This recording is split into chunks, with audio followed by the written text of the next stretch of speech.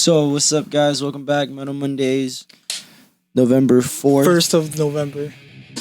Not the day. You know what's it's tomorrow? The first video of November. You know what tomorrow is? The 5th. This November. Never forget the 5th of November, guys. Paradise Paradox is 3 years old, and we released one song on SoundCloud. We have one song. It's not even accurate, too. That was like years ago. We released one song that didn't get really mixed well in 2018. 7? No, yeah, it was 18. 18. Yeah. And you put it on. You put it on SoundCloud. Just because we had the recording for like 2 years. You know what? Okay. Because I was bored. I was just bored. It's if we get, but now I'm like, we're still looking for drummers. We got one guy that said he was interested, but he's not talking back to us. So we're still open. Hopefully he didn't take the flyer out of Guitar Center. That suck. I mean, I would have just taken a photo. I would have just taken a photo. Yeah. But once we find the drummer, we'd have Paradise Paradox revitalized. It's full potential. But along with us being revived, Rage Against the Machine is Rage Against the Machine uniting 5 shows next year, 2 of which could be Coachella. 5. They're headlining Coachella. Are they really headlining? Yeah. I didn't find that out. Everyone thinks it's funny because it's Coachella, but Dude, I'd go to Coachella just for fucking Rage Against the Machine. I don't know if like they belong there. Exactly. Cause but I'd go to Coachella. Dude, the future is metal, bro. What a bold statement. The future is metal. The future is metal, bro. Without us, there is no future. The future is metal. That should be like our slogan. Rage Against the Machine. I know you're a fan. I'm sort of a fan. I love Rage Against the Machine. Not my biggest, but I can get down to some of their music. I love Rage Against the Machine. We already talked about Rage Against the Machine in the last episode, so yeah. Now we gotta talk about something that's not very metal, but somebody wanted us to talk about. Yeah, bro. This goes out to Demon. You know who you are. He wanted to hear about his guilty pleasure emo bands. Honestly, it's my guilty pleasure too. I'm with you, bro. MCR always have a spot in my heart. If there's any friends that I know that are watching this that know me, they probably some of them like it too. Well, yeah. I know my brother was going nuts. Everyone loves it. Everyone goes through that. I doubt my brother watches this, but he was going nuts. I don't know if he went or not. They're supposed to be here on the 1st. November 1st, they're supposed to have their concert. No, I saw everyone posting about November 1st. Tickets for November 1st. Oh, yeah. You could buy the tickets. Dude, that shit sold out. Okay, so Jasmine, Pablo, and Jessica, they all were on the waiting list for 20 minutes. Are these people you know? Yeah, they were, because Jasmine was like, and then she texted me yo, we were there, we waited, and we still didn't get tickets, bro. And then, bro, tickets are going for stuff for $1,000. Oh yeah. People are flipping that shit. That's fucking crazy. It's December 20th in LA, so everyone I know was I saw my brother going nuts. One of my cousins was going nuts about it. Yeah. As I I was going nuts about it. I was like, fuck. That is fucking crazy. I mean, when I saw it, it was like, oh, cool. But to me, I didn't care because I don't listen to that. Yeah. But, I guess it's crazy, making a comeback like that. But it's fucking great. I'm fucking excited. Honestly, they're gonna do more shows. I doubt it's gonna be a one show thing. They're gonna do it. They're gonna be like, all right, we did. They're fuck. We did our set shows. See you later. They saw everyone buy the tickets all at once, and they're like, fuck. They're like, okay, we're rich as fuck. I bet you they're making more money now. If they're gonna do the capitalism type thing, they're gonna do these limited shows and then not do it again. So then they have another outburst like this with $1,000 tickets. No, that's too long term, bro. You gotta end up, the price will only go for inflation if they do that. But if they saw how fucking fast if they sold out and they're like, this is money, we're rich again, or they're even richer. I feel like they're getting paid more money now than they were then. Yeah. So they built up this entire freaking Instead of following, that's been waiting for them to go. Of course, they're gonna go nuts. Alright. Here's the real question though. Do you think they'll fuck it up? I feel like, not against any of the fans out there, but I feel like this is a whole, like, I feel like this is one of those setups where, like, a week from now they're gonna start getting refunds because something happened within the band. I don't know, that's just. I mean, okay, yeah, that's how they broke up. I'm not saying that it's gonna happen. I just said, like, this seems like a build up for something like next week or whatever we do our next thing, and then we're talking about how they take back what they said and whatever. Yeah. I mean, that definitely how, like, they pretty much ended the band, Yeah. you know, but, like, I feel like, is it gonna be a reunion, like, for, I'm just saying, like, hypothetically, for shows, or do you think they'll write more music? Because if they write more music, the fear is there of, like, what if they fuck it up? Like, what if they ruin, at least for me, because, like, for when Rage Against the Machine announced they got back together, I was hoping, I'm still hoping that it's just the previous reunion when they only played shows and they didn't really release any new material, because they have 3 solid tracks, and it's like, you don't want to fuck that up. You don't want to fuck that reputation. You want to go out and it's like 3 for 3, you know. So I fear that.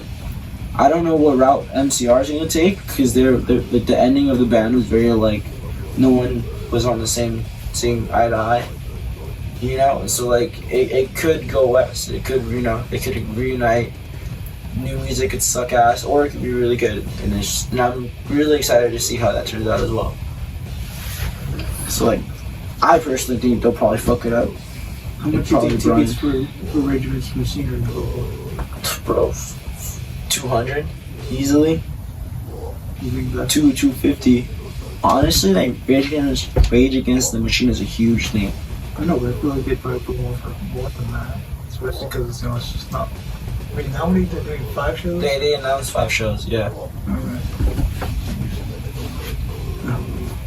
I feel like it'd be more. This is just, you know, same thing with MCR. They're just this little announcement of a few shows. Even if they go over 5 or whatever, still they're probably not gonna do, like, you know, a month, 30 days worth of touring. Yeah. They're gonna do a handful, and then They make more money that way. Part of it is the reason why they're doing this. Because they're also a high production band, so pretty much, like, their tickets could just increase even more for the production costs and the stadium size, making them more money. No, we'll see. What is it, 2020? Did they say the month, or did they just say 2020? Rage Against the Machine, they announced the exact dates. Yeah. But I think the first ones are Coachella, and that's what, like, March, like, right, or April. So, like, that should be the first. Yeah, springtime. And then MCR is just doing it. They're playing the 20th of this end of December.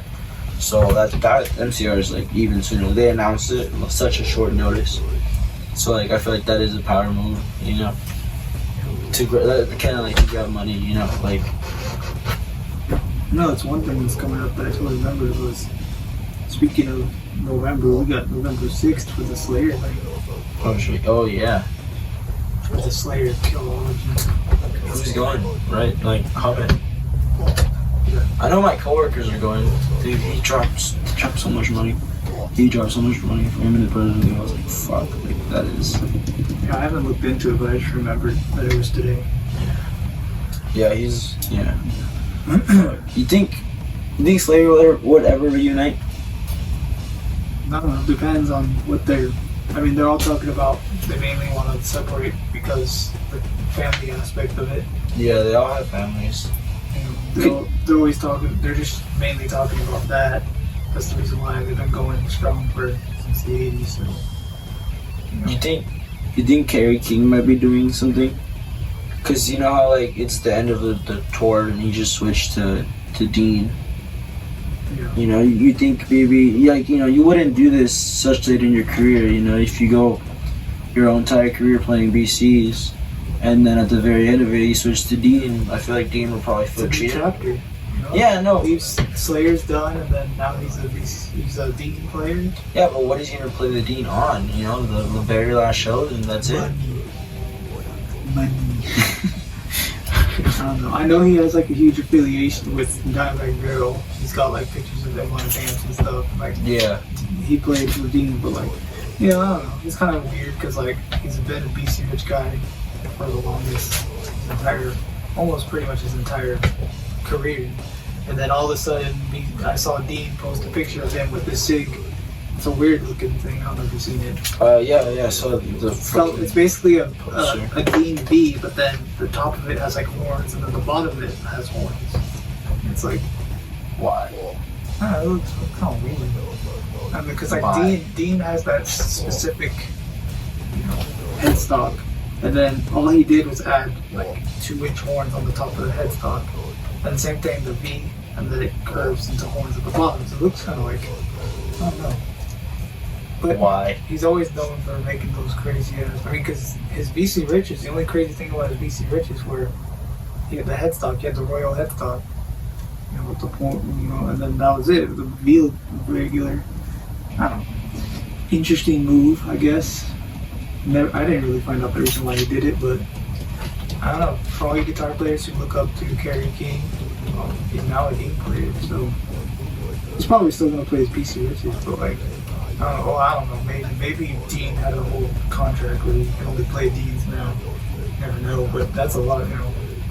Watching like rig rundowns of Slayer, and he has like 50 BC Riches that he has that he's been playing for a long ass time.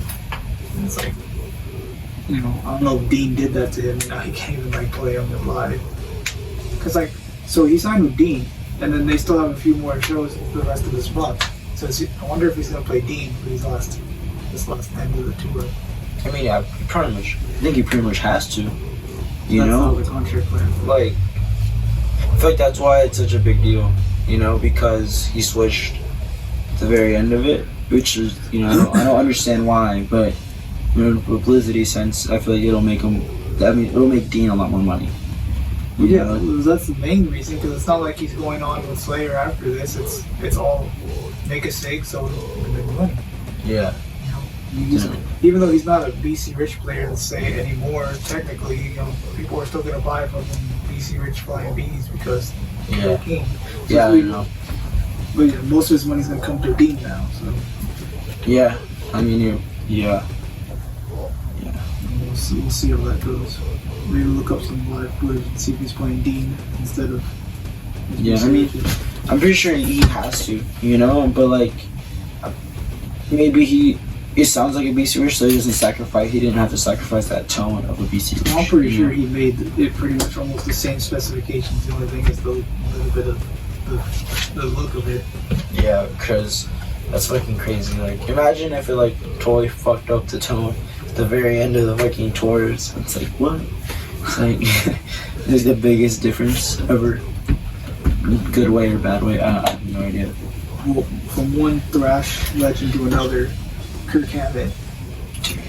I actually again, it wasn't a secret. I don't think it was ever a secret of how controlling James and Lars are when it comes to the dynamics of the band.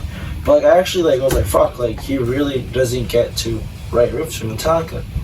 Because he said in an interview that a lot of his riffs he wrote were rejected immediately by Metallica. Mainly, mostly probably James, because James basically does all the riff writing, and that's 99% of the riffs that come out of Metallica from him. Yeah. And so. But I mean, it's bad because there's even videos on YouTube of just specific Kirk Hammett riffs from Metallica, and it's like a 5, 6, 7 minute video of just his riffs. Especially the number one that everyone knows is from Walking Dead, chanting "Die." Yeah. That's the riff that he's always credited for. But outside of that, like you said, he was rejected a lot. So yeah, you think a conspiracy theory here? You think that how he lost his phone with all the recordings of song ideas that he had? You think it wasn't he actually didn't lose it? They stole it from him? They're like, he won't remember. It's just saving credit, because that's kind of a dick move, you can't just have two people control the band, everyone has to have a say. So, and he's a great guitar player, I feel like he doesn't get the recognition for a guitar player. He shreds, he's a meme because of the wall, but he's a great guitar player. He's got his signature guitar with all the horror-filled designs. Dude, I fucking love the those Ouija guitars. They board look so and fucking amazing. the other horror paintings he's got on his guitars. They look fucking amazing. Like those guitars. That's like fuck. Like I'm not a big like ESP guy. Like, I don't really like. Huh? Yeah. So like, I'm not a big fan of them. I like just how they look, but like Kirk Hammett ones, like I'll definitely like want to own one, want to play one for sure. But they look fucking dope. Go buy one. I can't. Not yet. Help me out, YouTube. YouTube, buy us guitars. Buy his guitar. Send his gear. Yeah, send us gear to review. Send his gear to review. We'll keep it. We'll never get it back. Honestly. Hey, but you'll get a video out of it. Free proof. No, not free publicity. We'll just say thanks. Fuck, but like that's kind of fucked up. Anyways, moving on. Between the Buried Enemies vocalists contributed vocals to the documentary We Stand Corrected, Dan and Mora, which explores the aftermaths of something that happened in New York City in 2015, like a prison incident. But yeah, it's nice to have like, you know, vocalists or other people just do different things outside of the metal community or like music, you know, or some music related, but they're doing something just like cool, like contributing to something of a movie or something. So like I'm definitely gonna watch that. I had no idea that happened. Did you? No. Like yeah. Like, I don't keep up apparently. with this band, so. No, but the 2015 prison incident. Like I didn't know what, you know. I was reading it how like a lot of cops are like supposed to stay quiet about something that happened in New York City and how it traumatized a lot of people, so they can explore like what they wish they could have said, you know, because they were being like quieted by the city. They're interviewing police though. Yeah, So I didn't know that happened. So like I'm gonna want to watch it. I want to watch it as soon as I see it, because especially knowing he contributed some parts of music and soundtrack. So I thought that was really cool. Alright. Moving on. After the news from Rage Against the Machine, Prophets of Rage disbanded their band after. Oh yeah, dude, that was fucking. I look, he didn't want that. Like, I would have been like, big shit to like see how far they could have kept the ball rolling. Like that was a fun band. Prophets of Rage was fun. I liked them. Well, they're done now. We'll see what happens in the near future, but I guess, you know, they don't want to follow the footsteps of Rage Against the Machine. I mean, but they're never Rage Against the Machine. They were never Rage Against the Machine.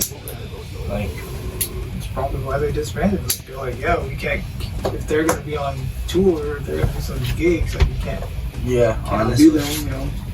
We're just going to seem like just, again, following in the footsteps. You think the Rage Against the Machine guys, do you think that they form like bands, like when they like a band that they want to work on, a project they want to work on when they want to tour, and do you think they reform back to Rage Against the Machine when they need to like play a very few shows when they make the same amount of money they make a year? Because that'd be a genius plan. Like they're like, hey, we want to tour for 3 years. Let's do this band.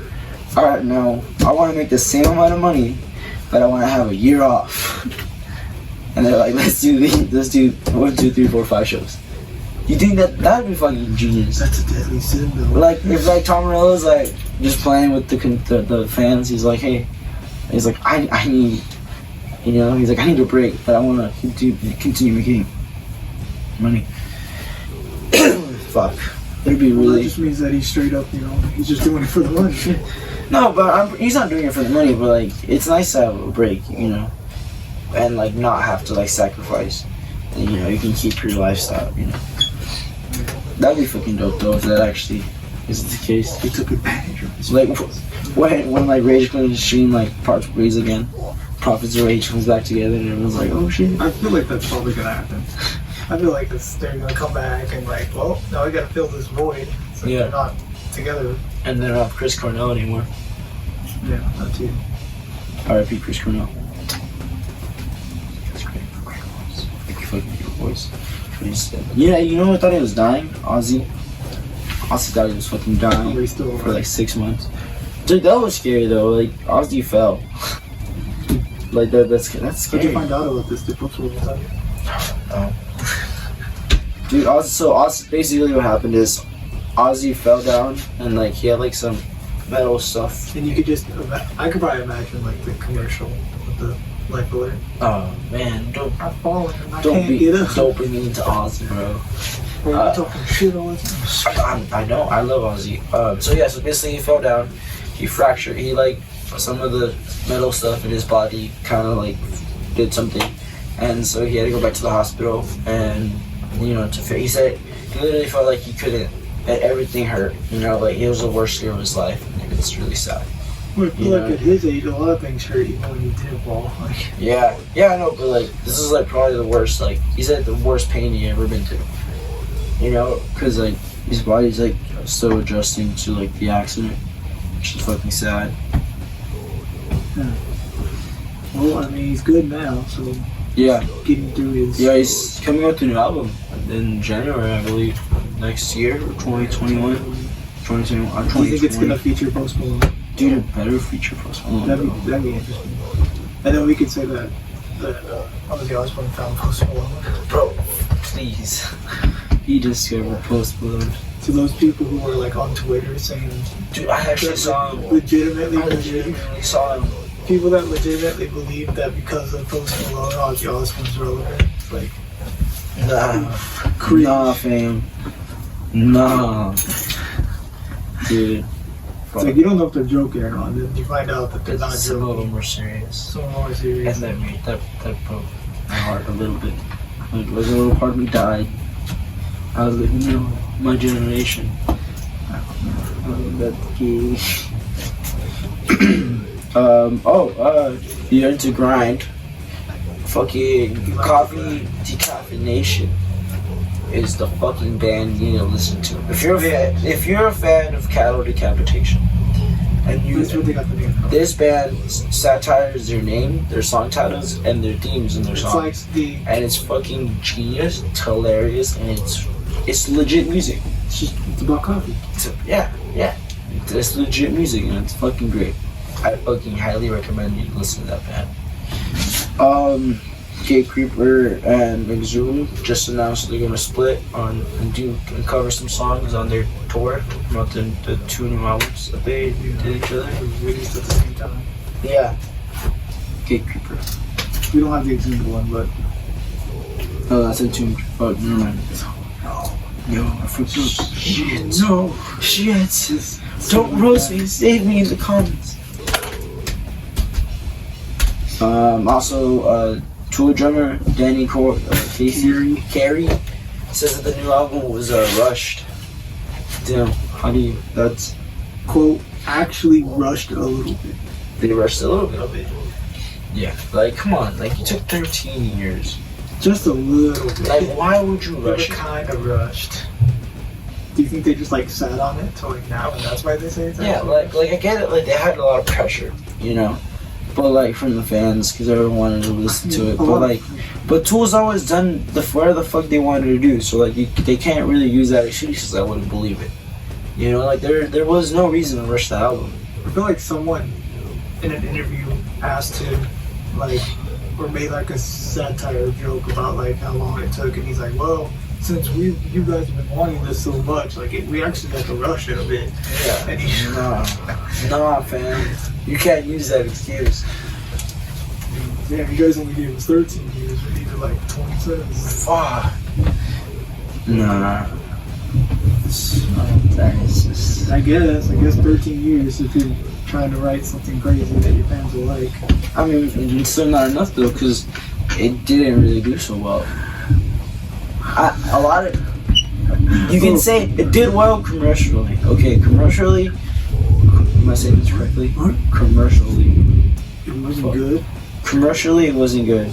I mean, no, commercially it was good. Yeah. I'm sorry. But realistically, it wasn't Yeah. that This good. is like, I didn't feel it, man. It wasn't Tool. It wasn't the Tool that I know. It was Tool recycled. Recycled tool. It was recycled Tool. It's just, no.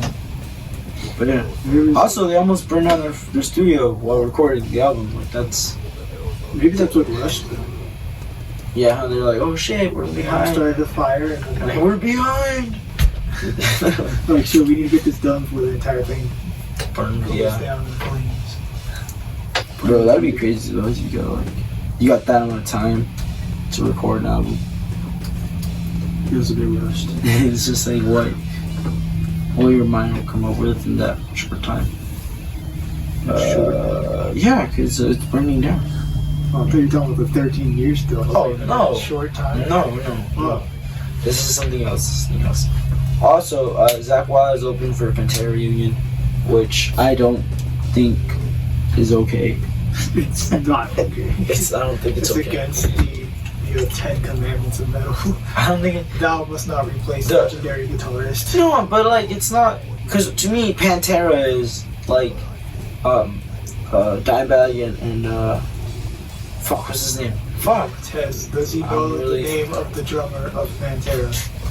Fuck. Okay, I know this. Vinnie Paul. Jeopardy? Okay. It, like it's Dimebag and Vinnie Paul. Like they.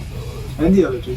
I mean, Phil and Rex are they yeah. Like I guess like you can say Phil's vocals and Rex's. It's not like voice they were was interchanged really, throughout the year. They were the same band until they finished. So. No, yeah, but like I feel like the two brothers, especially with Dimebag's death, are like the most notable members of Pantera Yeah. to the public. So I feel like to do a Pantera reunion without them, I feel like a lot of people were like, because like Phil Anselmo, he's made some comments over the years that like have not landed him in the right place for a lot of metalheads, unfortunately.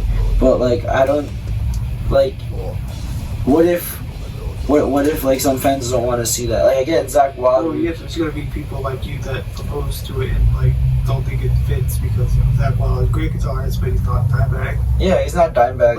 But I think people will I don't think people will take it that seriously either. Like it basically, to me, it'd be cool to see because Zach Wild is also a legendary guitar player. Yeah. And on top of that, it's just kind of cool him covering. Like he's got his own Black Sabbath cover band. It's not like I'm freaking out because it's not Tony Iommi. Oh, yeah, I think I would do the same thing with this. It's cool that he's using two of the original members. I wouldn't take it so serious. I would just be like, oh, this is cool. It's Zach Wild covering Pantera with some original members. Is it because it says Pantera reunion? Yeah. So I feel like it wouldn't be like cover band. It's not gonna be. I feel like because I feel like that to me was like they're gonna write more No, music. they're not gonna write more music. No. No. If that's the case, then yeah, then no. Then they shouldn't do that. I say they're just doing shows and calling it a reunion because the Rex Brown and ensemble getting together. Yeah. Like, Okay. I wonder who's the drummer though. We got 3 members, but who's the fullest? Fucking anyone. Fuck. Who would you like to see as a drummer for that? Like who? Okay. Fuck. Okay, I'm gonna try to answer this question too. But like I'm just gonna ask you about it because fuck, who would I like to see? Like who would be worthy to like play drums in that ensemble? Or you could just name off some legendary drummers, but like I don't know. Because who could replace Vinny? Cool. I would say like probably the best drummer to like sub in. I mean, you could get anybody to sub in, but like like if you want to get real great drummers to sub in, like one of my favorite drummers is Gene Hoglan. Like I know he's got this thing right now. He's with Testament, and he's with it's just him and Dark Angel kind of just got back and started to write more music. But yeah, he's a great drummer. I feel like he would fill. I mean, he's really good to where it's just easy for him to fill in. But I don't know. Who knows? Maybe it'll be someone we don't know. We'll just have some dude that's good at drums playing. That'd be really cool. Like we could launch someone's career. Cause yeah, like Pantera's a legendary band. I think a better thing that would happen or something more likely would be a drummer from someone else, like one of Zach Wild's band or from Ensemble's Illegals band. I feel like that might be more likely than just finding another legendary drummer to replace him. Yeah, that would be true, huh? I feel like someone that's already knows them, Yeah. but isn't like too big of a name to like overshadow them. Look over and be like, hey, you want to drum for us for this Yeah. like couple of shows or whatever they do. I mean, it's not company. It's just he said he was open to it. Yeah. So we helped them. So yeah. I've like you've been Phil and Rex even responded to that. Like I honestly don't know. But it's out there. Yeah. Can't get too far because it hasn't even been confirmed or like actually gonna happen. I know. That'd be cool though. That'd be cool to see. Oh yeah, 3 original members of Children of Bodom departed from the band. So like I'm kind of like Some word about this today. yeah. I mean, the guitar player for what's his name? Alexi Lejo. Yeah. He kind of writes most of the stuff anyways, right? Yeah. So like it's not gonna be that big of a change, but like you think that's because of him? You think like he was kind of a dick to him and they're just gonna stand it, or you think he was just like? It has to be something like that. Because I mean, like for 3 members to just dip, Especially if they were there from the start. it has to be chemistry within the band. Yeah. Yeah, I'm pretty sure. You're probably right. It's probably because of him having his ego and whatnot of basically being the front of that band with all the music he writes for them. Yeah.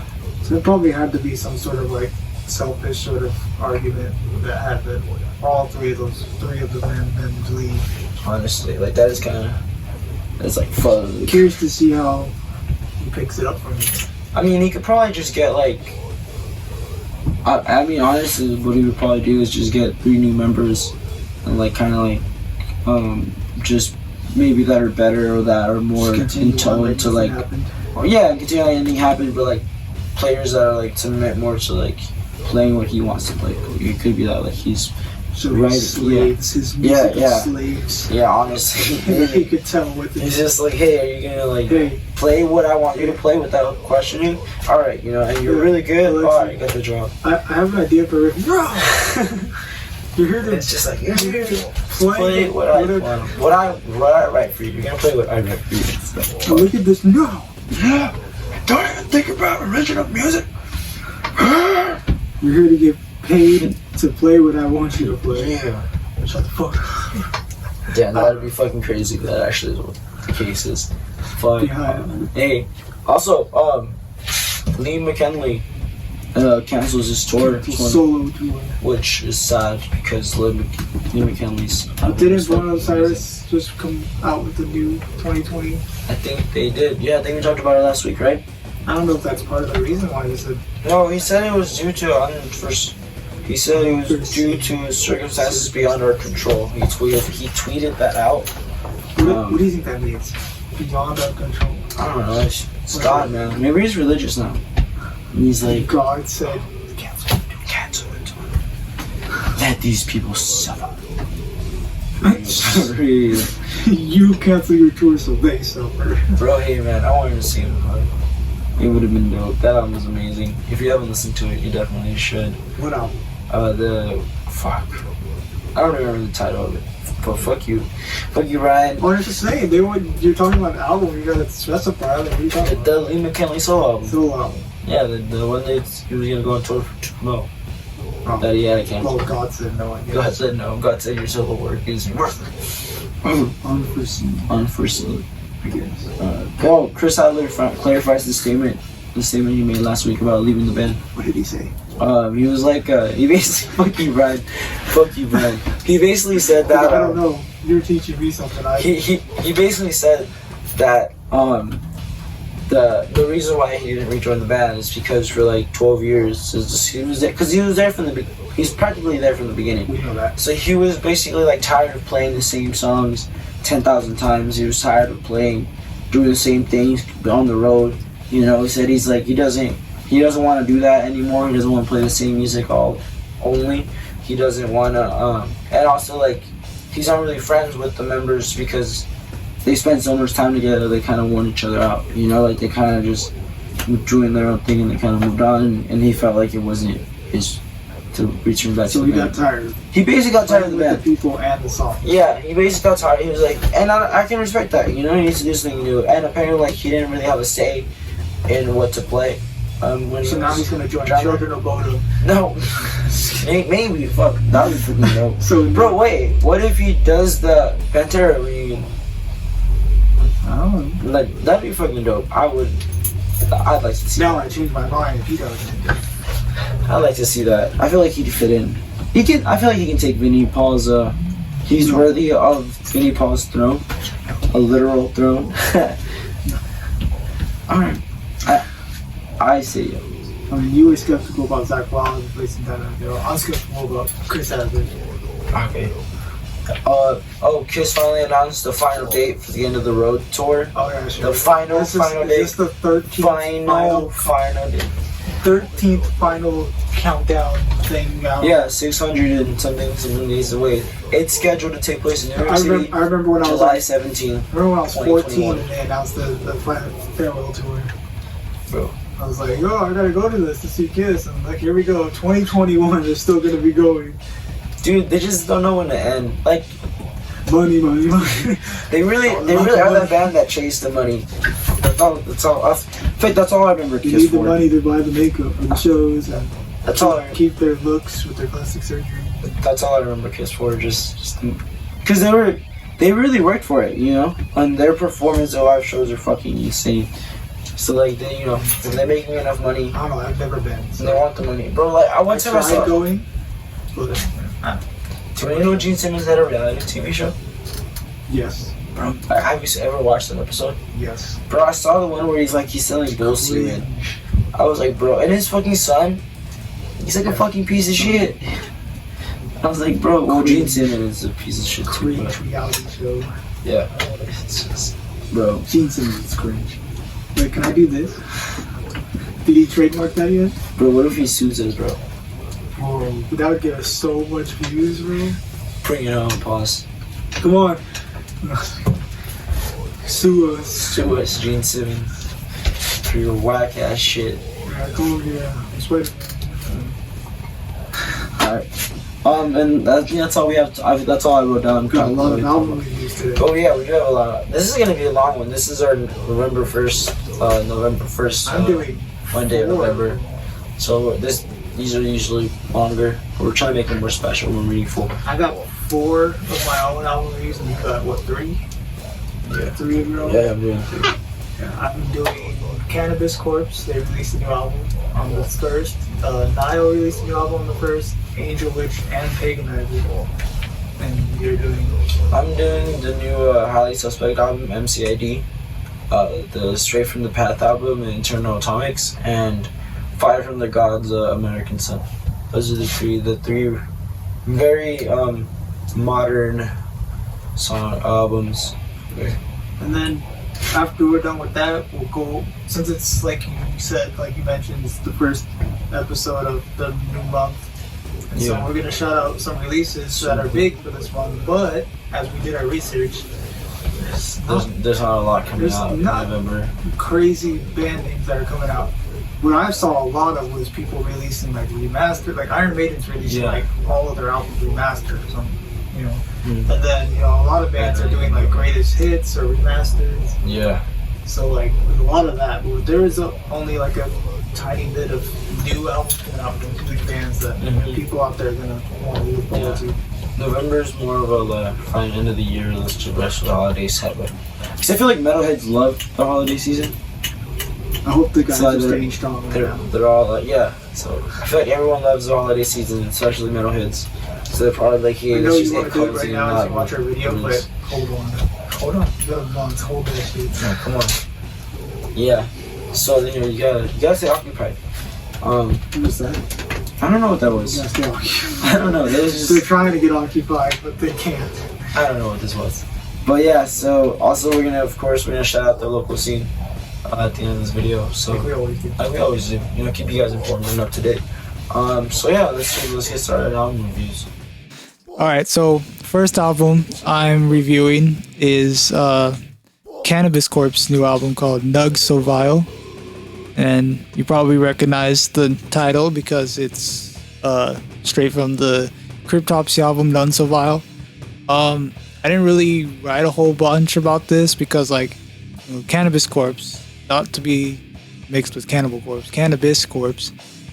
Yeah, they're basically, they're a parody band, but they don't copy. They don't. If you've never heard of them, they don't copy or like basically cover a lot of death metal songs. But what they're known for is they take death metal song names and album names or whatever and change it up.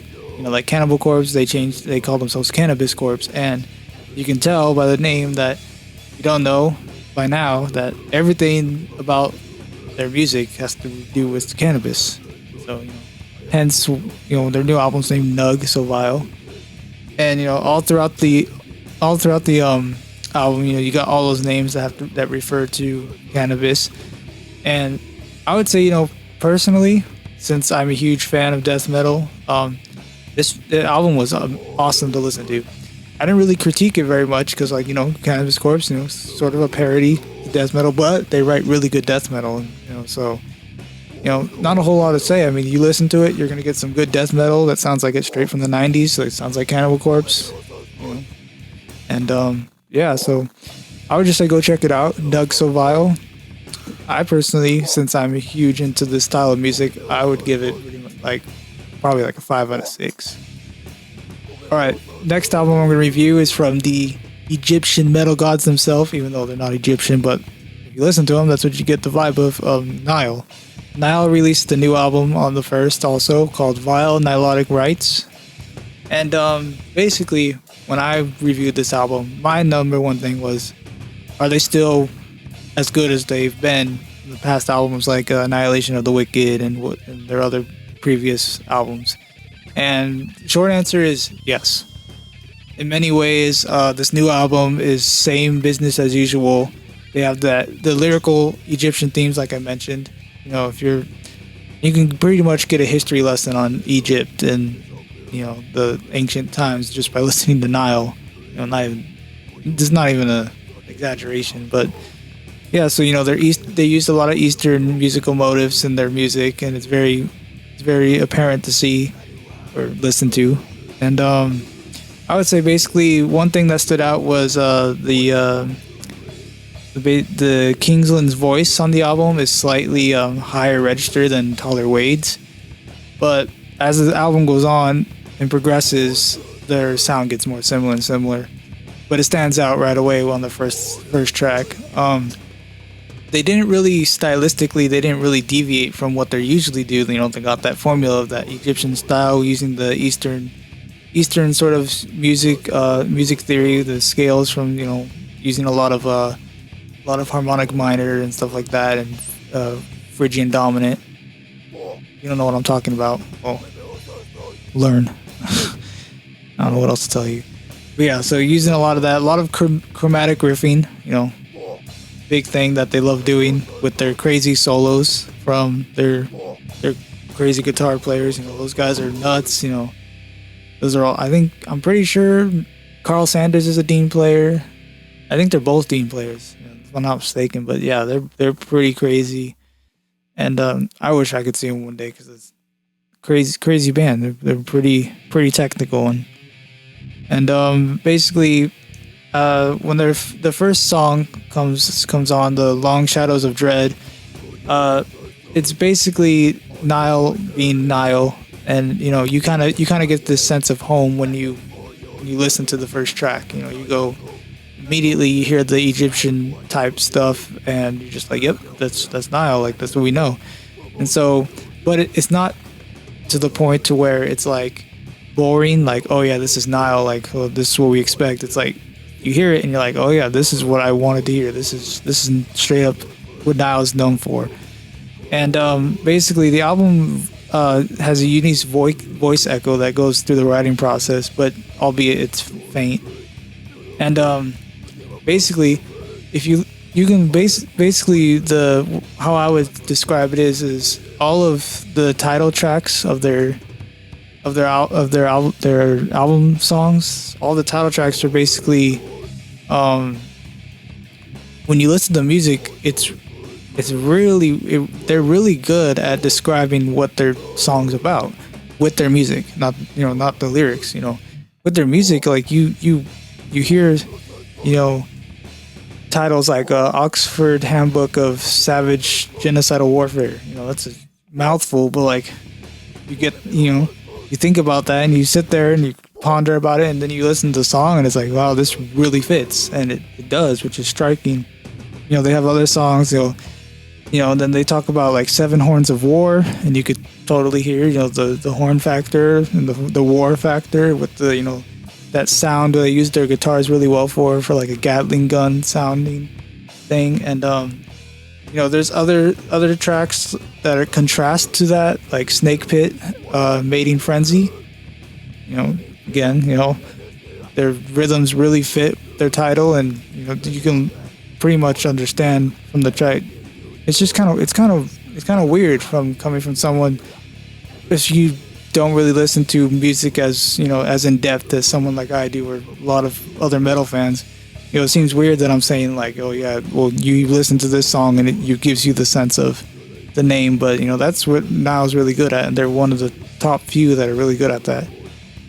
I would say reviewing Nile can be a challenge, because obviously they have one formula that they do so well. It's hard to deviate, from album to album. But I mean, their album Vile Nilotic Rights does it measure up with their former albums? And I'd say it can't compare to like albums like the depth of their Darkened Shrines, or Annihilation of the Wicked, or even Those Whom the Gods Detest. But it's pretty much under its own sort of category, and I would hesitate to call it a return to what they usually do, even though most fans that are not people who are not fans of Nile would probably not be able to tell album from album. But I would say it's not really that close to a return to what their usual form, but I would say mostly their ability has never been truly waned, and the album represents a return of enthusiasm of what I've been saying, the catalyst of their quality of metal. And I would say basically it's an important aficionado for death metal, and basically with all that said, since it can't stand up to probably their past few albums, I would give this one a 4 out of 6. Alright, third album I'm going to review is by the band Angel Witch, and their new album called Angel of Light.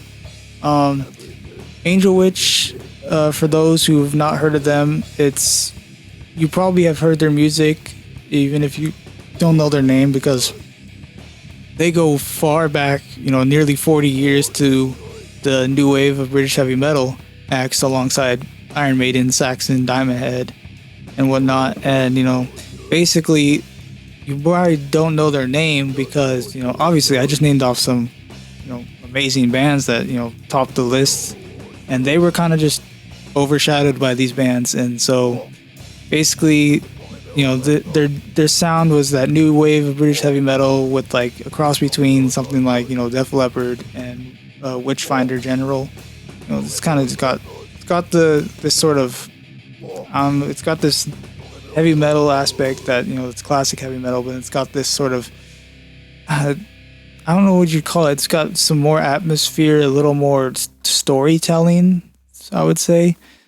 But I basically this album was pretty easy to narrow down because it was basically stripped down, heavy metal from the 80s or the early 80s, and it really didn't. You listen to this and you go, okay, like this sounds like some Iron Maiden, this sounds like some Saxon, which can be a compliment, but at the same time, it's like, you don't really see the difference. It's kind of just pretty much the same stuff as what some of the greats all did back in the 80s. And basically, because of their such familiar sound to all these great bands, by the time 1986 rolled around, they were pretty much done. And then, nearly 40 years after dropping their debut album, they came out with this album, Angel of Light. And again, not very, it doesn't differ. I mean, I don't know. It's just got to do with their background and whatnot. Because like bands like Iron Maiden come out with a new album, and it could sound the same, but we'll give it so much more credit because it's Iron Maiden. So Angel Witch has kind of got the bad end of the stick. But again, they write really good music. But the thing is it's just overshadowed by these great bands that came in the early 80s to late 70s. And so basically, I mean, if you're a metal fan during that era, the British wave, you could pretty much get that nostalgic factor when you listen to this. You know, even though I wasn't born during that time, but I grew up listening to the British style of stuff coming from the 80s. So I do hear it, and I do kind of get that nostalgia of me listening to it like 10 plus years ago. And but you know, if you're young like I am and you weren't there at the time, this will basically, you know, it'll give you that sense like I just mentioned. But basically because of that, because you know they basically sound pretty much the same as most bands we admire, like above top of the metal pyramid, I'd give this album a 3 out of 6. All right, and for my last album review, I'm going to do the band Paganizer and their new album, The Tower of the Morbid. For those who are unfamiliar, again, Paganizer is they specialize in old school Swedish death metal, you know, right in front of you, and basically in vein of mainly Dismember and Grave, because they're more melodic, more than, you know, like band like Entombed that's more raw. And this album doesn't deviate from that at all. You know, you get that HM2 buzz tone sound that, you know, I much love, and so do all the people who love this style of metal. You know, and their opener called Flesh Tornado, it opens up with the sound of an air raid siren, which, you know, classic intro to many metal songs. But, you know, it jumps in with that, and straight they go from immediately when that siren ends just straight to 11, and basically with blast beats and filthy guitars that have that Swedish death metal groove that we all love and know. And within the track, the next track, Apocalypse Writings, it's very catchy and, you know, heavy to say the least, but it's a very catchy song, which kind of caught my eye. You know, I listened to the first one and I was like, yeah, this is awesome. This is that death metal I really like, you know, with the HM2 sound. And then they brought up Apocalypse Writings, and it was like their riffs are just really catchy. You know, while, you know, I was trying to write this you know, review, and it's just, you know, sometimes I just get, you know, sidetracked by the catchy rhythms that they wrote. And basically this album was made with the industry standard, and it was, you know, really loud production. I mean, really loud, you know. So make sure when you're done listening to one album to turn down your volume, because the production is, yeah, you'll probably jump scare yourself if you go straight from, you know, listening to one album to this album. So, you know, and then in the mix, the guitars sit really high in the mix, which you know, which gives it that punch and also makes it, you know, very, very loud. And then the drums are also pretty much up there with the guitars. And then in the background, you got the vocals and the bass, which kind of, you know, I feel like they could have been evened out a little. It's like, you know, drums and guitars are up here, bass and vocals are down here. I feel like they could have just met in the middle. But, you know, I mean, it still sounds pretty good. Nothing bad, but, you know, it could have been a little more balanced, in my opinion. And so, you know, I would say there's two types of people in this world that listen to Swedish death metal. You know, you got the fun, cool people, you know, who don't like it, and then there's, you know, the people who do like it. And I feel like this album, you know, I feel like it's worth mentioning that this album can probably bridge that gap. If you're not a fan of it, if you're a fan of metal or death metal, you know, Paganizer, even though, you know, I highly recommend listening to the bands that really started it, but, you know, Paganizer, this one's really could be a bridge to divide the gap and, you know, basically bring those non-Swedish death metal fans to the side that we all are on. And, you know, I would say my favorite tracks were obviously Apocalypse Writings, as I was saying, catchy. Cannibal Remains, another, you know, brutal death metal, catchy song. Redemptionless and Beneath the Gauze. I was saying that wrong, but yeah. So in a nutshell, this album is doing what they've done before, and I'm sure they will do it again in the future. You know, their last album was 2017, so you know, I feel like the next time they come out with an album, it's gonna pretty much they're gonna do it again. You know, hopefully they blow my mind like they did with this one with the catchy riffs and all, and not literally with the sound of the mix, because you know, yeah, like I said, literally the mix is at 11 as well. So, but I would say, you know, pretty much, if nothing else, you know, it inspired me to, you know, be right here playing with my Jackson, with my HM2 that, you know, I so dearly love, and you know, it's just crazy. But yeah, it made me want to come out here and just sort of jam some other stuff that I know, you know, some Entombed, some Gatecreeper and whatnot, some Dismember. And I would say because Paganizer is back, I would say they're back and they're door to door and they're looking for business, and you know, I can't wait to hear if they go on tour for this album, which I'm pretty sure they will. But you know, with all that said, this album really blew me away, and I know it'll blow you away if you listen to it. So I'm gonna give this one a 5 out of 6. The first album that I'm reviewing is the new Highly Suspect album, MCID, which stands for My Crew is Dope. The new Highly Suspect album is the weirdest, most coolest thing I've ever heard. It's at first I didn't get it, but then again, like I didn't have the chance to like sit down and like listen to it and actually like pay attention to it. I was just hearing in the background, seeing how I feel, listening to it casually. But at first I didn't understand it, but then I listened to it for the third time. It was just me, and I was just like only focused on the music, and I was just listening to it. I realized how beautiful the music is and how amazing and well put together it got. The band stated that they were they got the liberty to experiment with everything, and it clearly shows, because this album is all over the place. It goes to hip hop, to like hard rock, to just like scary hardcore, to like acoustic like pop, to like just straight up it's just, it defies it. I can't really give it, I can't really classify Highly Suspect as a rock band, but I can't really classify them as another genre. Like I can't, it was just, and it was all like so beautifully woven together. Johnny Stevens opened his heart out for the lyrics. Some of these songs are tremendously deep, and they're just, the lyrics are beautifully crafted. You know, like maybe you haven't gone through the situations he's gone, because some of the things he write about are extreme. And if he admitted that 16 was based on a true story, I think it's safe to say that a lot of these songs are based on true stories as well, because he makes references certain events and certain words and throughout different songs to, you know, which if you listen to the whole album as a whole, it gives the, you know, like a really deep and pressing and like realistic life view of the vocalist Johnny and guitar player Johnny Stevens. I can, you know, like the band really took their time.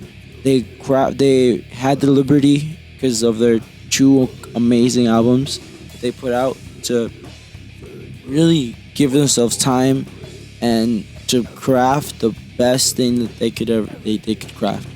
You know, like they experimented, they got, you know, if they've changed to like, they adjusted to be like the perfect sound that they want. You know, they hit the cultural marker. They hit lyric wise or the deepest they've ever written. The music is beautifully put together. So much time into it, so much thought, so much emotion. It's just amazing and it's beautiful, and I am gonna give this album a solid 6 out of 6. Alright, the second album that I'm gonna be reviewing is the new Straight From The Path album, Internal Atomics. And honestly, right off the bat, it's classic. Straight From The Path, they're getting your attention, there's like a drill, something's happening. Straight From The Path is no shy of keeping their opinions to themselves. They're very politically heavily driven political band, which distinguishes them from the rest of hardcore, because their sound already is kind of like every other hardcore band. But like Knock Loose, I would say, is probably the closest representation of Straight From The Path musically, but lyrically, and energy wise and aggressively, I feel like Straight from the Path has a lot of those bands beat. Their lyrics are catchy. They're hard hitting every single time. But honestly, I felt they were just repeating a couple of the same things that they've been doing for the past several albums. So I it's hard for me to really give it high. Like they have some good hooks. They really, they get their message clear, but at certain points of the album it feels the same message that has been pushed upon in the previous albums. The same words, or it's the same level of energy lyric wise, and not different or as clever as it used to be. So it feels slightly like lesser than the previous work, but at the same time, it's who they are. That's who they, that's what they do, and they're still putting up the good fight. So I'm gonna say it's refreshing and it's original half the time, and it's kind of boring and kind of feels like they're doing it again the other half of the time. So I'm gonna give Straight from the Path 3.5 out of 6. Lastly, and the third album that I'm gonna be reviewing is the new Fire from the Gods album, American Sun. Fire from the Gods started as a rock band, and they had some good catchy songs, have good songs. They hit the alternative rock scene, and they also had a little hip hop feel from their vocalist. The new album, I feel like it's where they stray the most from rock, and they try to become more of a pop hip hop band. Maybe with like a pop rock band, honestly. With a political message, and I feel like the music and the language are contradicting each other, and I feel like they're not, reach to the right people, and it just feels overall awkward. And I think that Fire from the Gods is trying to keep up in the game, so I am gonna give it a 3 out of 6. All right, so now Back at it again. Back at it. We just reviewed some albums. Now these are two. Unfortunately not a lot is happening on November, but me and Brian were able to find 2 bands that are coming out with albums this month. Number 1, we got Blind Guardian, the legendary power metal band. And we got Cattle Decapitation is coming out with a new album. Death Atlas, off of Metal Blade. Yeah, Blind Guardian's coming out with Legacy of the Dark Lands off Nuclear Blast. So those are 2 albums that are coming out this month that you should probably check out. Those are the 2 biggest ones. Yeah, there's not, but then again, there's not a lot happening this month. It's just no new albums November. Yeah. All right. So now we're gonna talk about the local scene. My band Genocide has 2 shows this month, November 9th and the 24th. You need to go to these next 2 shows because the last one, come on, bummer. The last show we haven't been so hot. We haven't had to bummer. Shows, but hey man, dude, all those people left towards the end of the show, and hey man, it was the last show. They missed the best part. It was intimate. It was cozy. Okay, so for you guys who don't know, last week, they should know. We posted it. The Saturday that we the Holocaust. The Holocaust. We posted it on our We didn't do Instagram. so hot. So at the very end, we performed in the garage, and like all the people were outside. Performed in their practice around us, space. sitting down, and it was like really cool. Honestly, it was my favorite because it felt so intimate. That happened because not enough people showed up. Yes, But we have 2 shows, November 9th at the Area 51 show.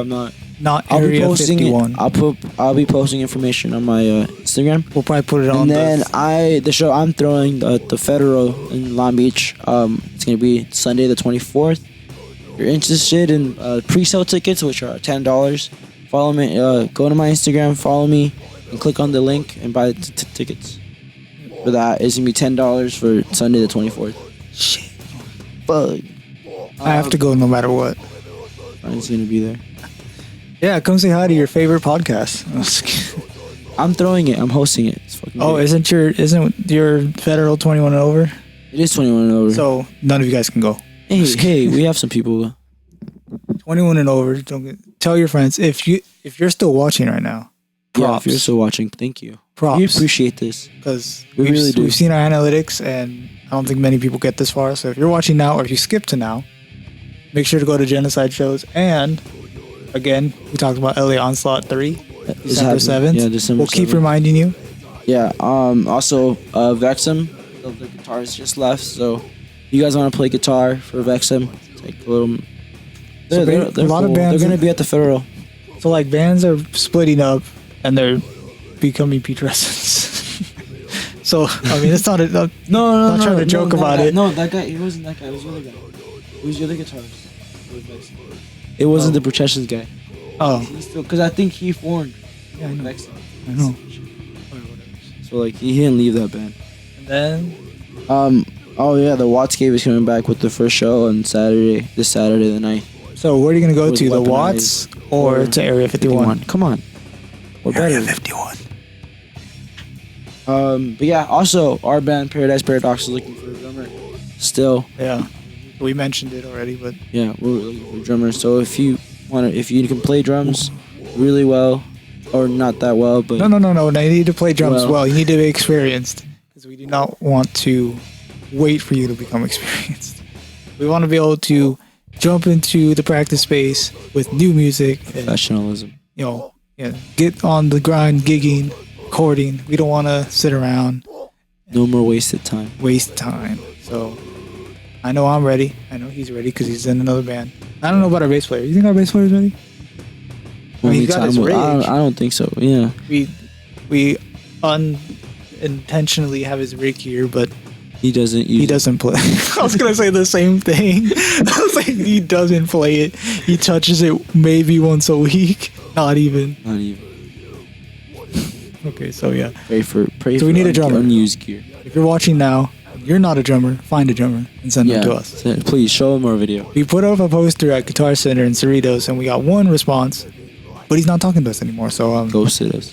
yeah, I think he's ghosting us, unless he has something super personal to be doing right now. But I mean, a lot of people don't check their emails. it's not a joking matter. A lot of people don't really check their emails.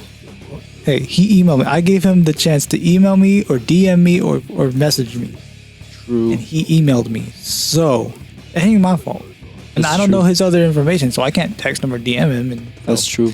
yeah, so you could, I posted it on all of my pages. Posted it on Paradise Paradox. I posted it on Metal Madness, and I posted it on my page. And I'll my probably do it page. again just to refresh. I'll post it Yeah. on the Paradise Paradox page, which we'll have in the link. We always have in the link. There's the flyer I made, and I put it as a post, so you can go to that page with the link, and you could basically send that. Or if you're a drummer, you could hit us up if you like the Swedish death metal sound with the HM2 sound on the guitars. And you can play that sort of up tempo, thrash beats and whatnot, and blast beats. That's what we want. That's what we're looking for. We're trying to look for that energy. I know you want a band that has a lot more energy. Hey, but Genocide's really great too. But more energy. They're not Genocide. gonna watch this. Maybe Jer, but Jer can take a joke. That's true. Jer understands. We're cool. We fuck with Jay. We fuck with. Also, prayers out to David's family. I'm not. It's a very vague statement, so it applies to both David. Oh, okay. Well, I don't know what You you're talking need to about. know. So. Okay. I'm not gonna think about it, but I guess Yeah. that's it. But yeah. Thank you for watching. If you are still watching, If you're still watching. we're gonna check. Bye.